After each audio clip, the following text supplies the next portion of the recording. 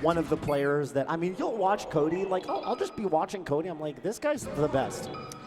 He's so good. Yeah. He's so good. I think really the thing about Cody is when he's playing super hot, it feels like he can't be tilted in the same way that other players get tilted because of his discipline in particular. I'm talking about when it's like prime Cody, right? Yeah. It feels like he has this game plan and he's got the discipline to stick with it. Even if someone's like grabbing the ledge over and over again, he just won't bite when he's playing hot. Right.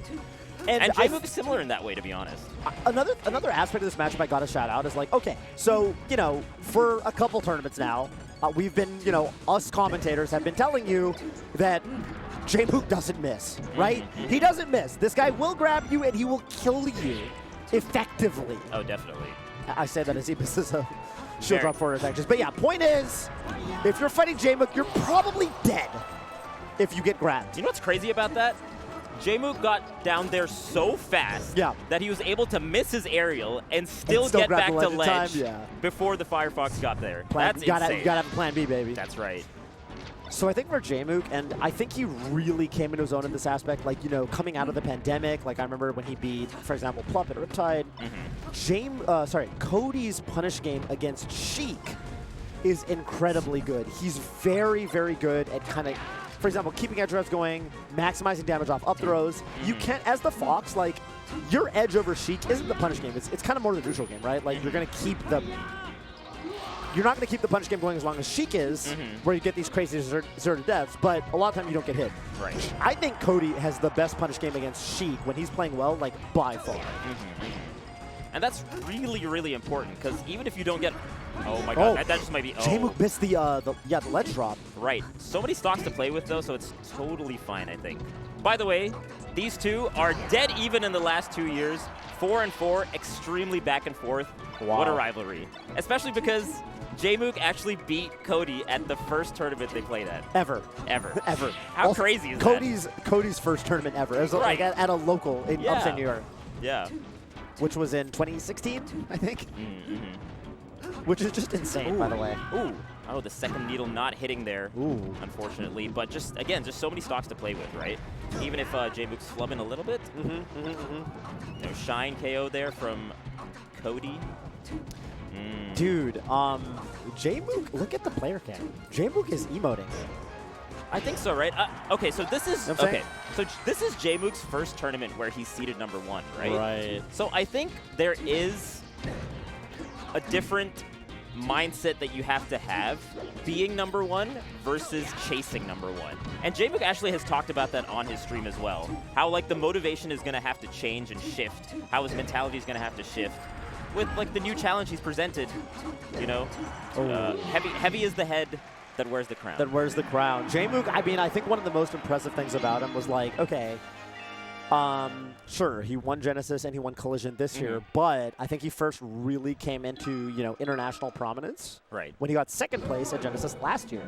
No, yeah, he just had like a whole year of getting second. Yes, and he said, you know, at his first time at the top, look at that. You know what I'm saying? You know what I'm saying? And he said, look, I had this crazy performance, but there's going to come a time. He basically called it. He was like, there's going to come a time. Ooh. I love it. Playing to the crowd, I really like that. Let's get some stretches, you know what I'm saying? They're having a good time. And he basically said, look, there's going to come a time when I underperform. I'm going to choke, you know, maybe I... Whatever. It's like I had a great performance here. It's not going to be all sunshine and roses forever. But I will rise above that. And I think the crazy thing is, like, he almost, by saying that, it actually kind of never happened. Right. Like, the fact that he had the awareness, He had the awareness to say, look, guys, you're all hype on me right now because I almost won this one.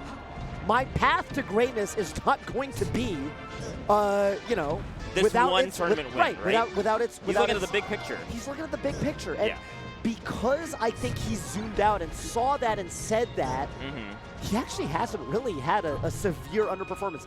It feels like he's ready, and he's been ready for the pressure and the challenges that await, you know, someone who's dealing with, you know, the need to defend their title instead of being the young gun gunning for the title. Right. And it's like you said, it's a very different ball game. But it feels like he's ready. Absolutely ready. I mean, Ooh. if Jmook were to win this tournament, it would be the first time that someone has won 3 big majors at the start of the year in a row. Never. Ever.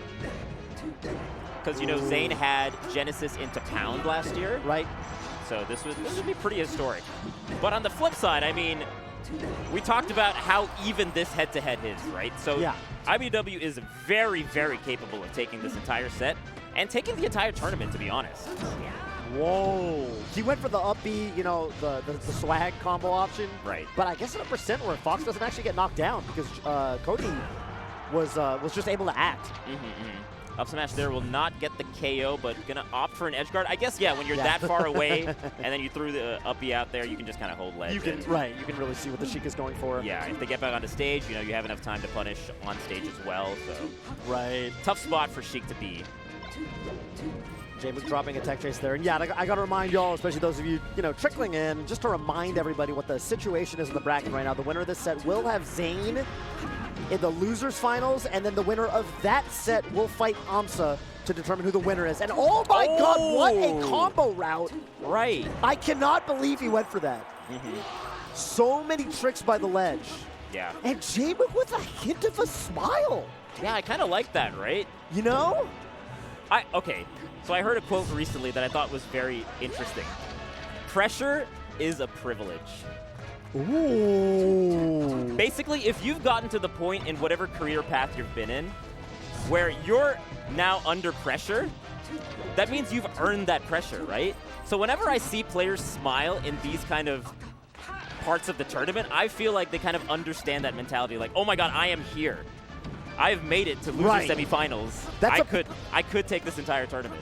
Y'all gotta enter tournaments, man. Those of you, hold up. Those of you in the chat, because there are 20,000 of y'all, right? Yeah. If you've never entered the tournament and you play this game at even the most cursory level, just enter one. I want you to see what it feels like because yes, that pressure makes diamonds. Definitely. And it will teach you something about yourself. And these players are going through it right now. But every single competitor that entered Battle BC5 that's in the crowd right now thinking about how they could have, should have, would have got 65th instead of 97th, let me tell you, everybody's been through that and everybody is a better person for it. Jmook right now thinking, what do I got to do to get through this Fox? It's a tough FD's spot out of the picture. It's a tough spot to be.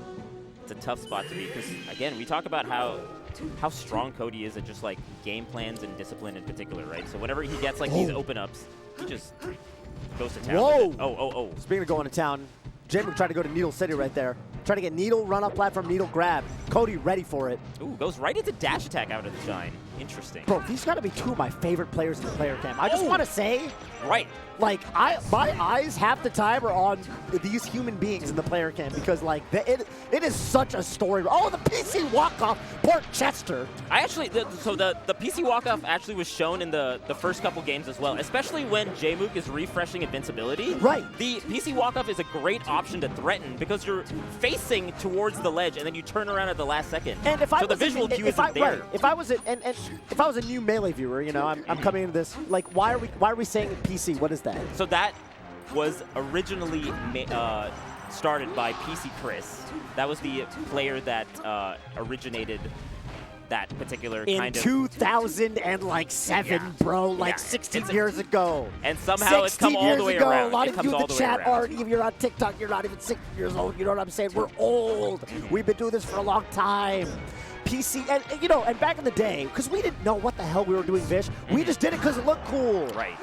And it turns out that when you walk towards the ledge, facing the ledge, and you turn at the split last second to turn around and use the momentum from walking forward to turn around and fall to the ledge, what that does to the Sheik player that's recovering is they don't get a visual cue to react like, oh, they're going to edge hog me until it's too late. Exactly. And it turns out that that's the thing I love about Melee Vish is like the things that we do to be cool, sometimes it turns out that there's just like this deep, like very scientific reason that it's actually just optimal.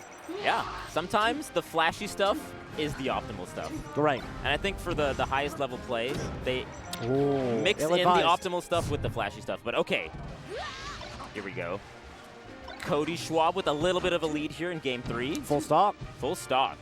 Jmook right now turning his back to him, looking for a back air, potentially into a grab. Oh, the second hit of the up smash actually is the one that got the connection. Sheik is so good with these platforms. Oh, looking for a shield drop forward there, doesn't quite get it.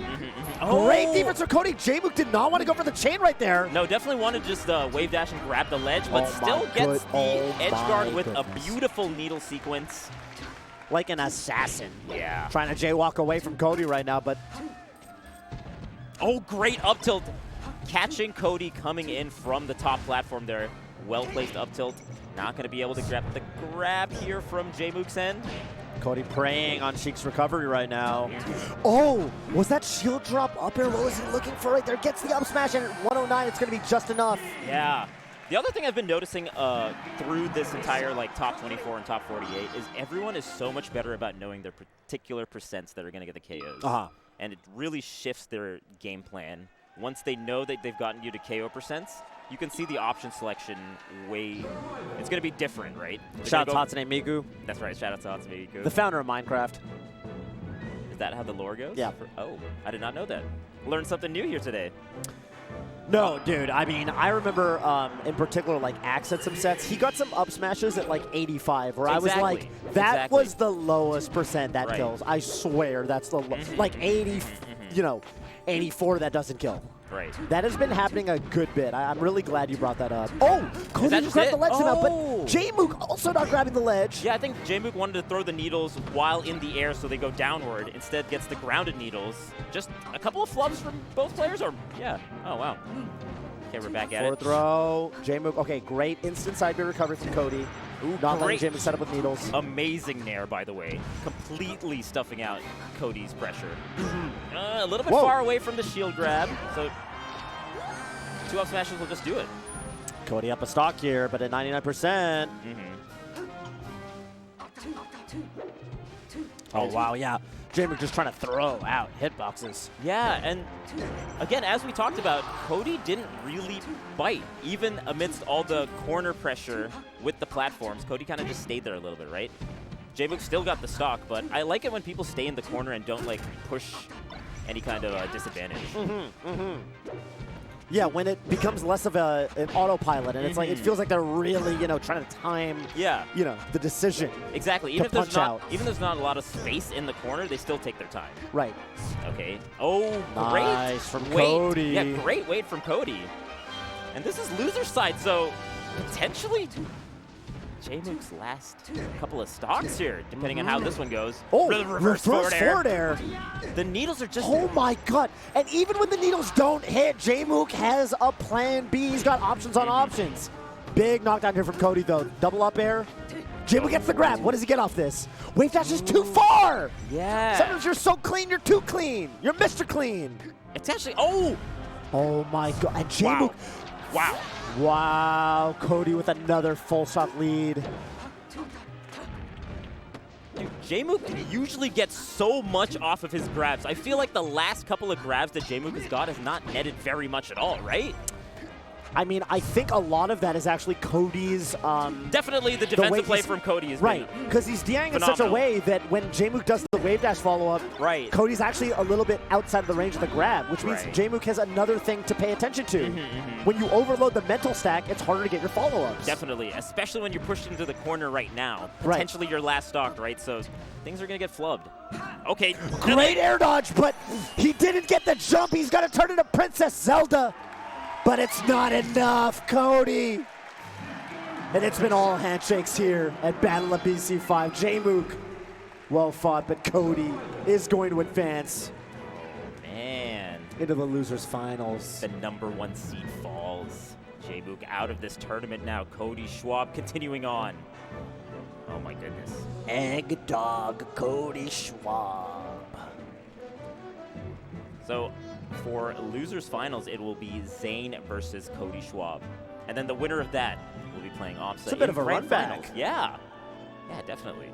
We get some Giga Schwabs in the chat as we check out these replays, please. Oh, yeah. Just a hair lane. I mean, like you said, Vish, I think you borrowing your vernacular here, but I mean, a razor's edge, right? The margins are so The margins thin. are so small. If you're just a little bit off on your tech chase, you actually get reversaled so hard. Listen, man. A wise man named Jason Zimmerman, Music King, once said, if you're not frame perfect 99.999% of the time, it's not good enough. Yeah. In a game like this, And I think he knew what he was talking about. definitely, definitely. Because just a couple of things going Jmook's way completely turns the tide in that set, right? Like a couple of those tech chasers just going his way, as we're accustomed to seeing from Jmook as well, right? But yeah, I mean, The Karasa, but Cody. Oh wow, Crazy right there. There's also like a couple of missed like edge grabs from Jmook as well over the course of the set that would have probably netted the stock as well. So You know what I love tough. about Melee Vish? As Tell I'm me. watching some of these replays, some of these situations, like, I think the way that, like, the community even talked about Melee, like, back in, you know, like, before the Golden Age, you know, before the Evo days, etc.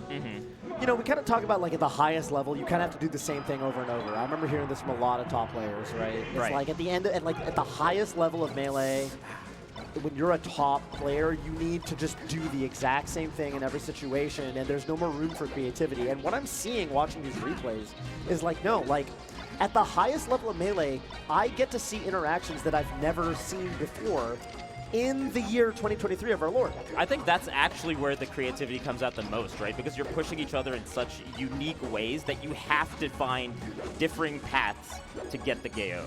By the way, can we give a shout out to Jmook? Can we give it one round of applause for Jmook? What an amazing performance. Amazing, amazing performance. Let's take a look at the stats. The legend. He'll be back Yeah. Oh, man. with Cody Schwab staying seated.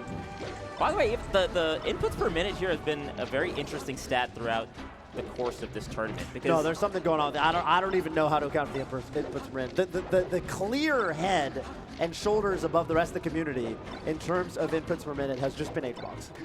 Hungrybox has been Hungrybox has been punching 750 like bare minimum every set, and I don't really get it. I think it counts the drifts as well. It's gotta. It's gotta count the drifts as well. But here It's we go. gotta. Let's take a look at this. No, bracket. that's my goat. That's my APM goat. You know what I'm saying? That's the right. fastest pace of gameplay. Is Hbox. That's right. The pinnacle of APM. Doing is it in a Hbox. way that there will never be another Melee player like Hbox. That's true. That's true. But man, we got losers finals right now. Zane versus Cody Schwab. Do you think they're just doing, you know, because like for Moist moves, they're doing MXM. Right. You think that's just so we can't be like, Zane? Like it's a taste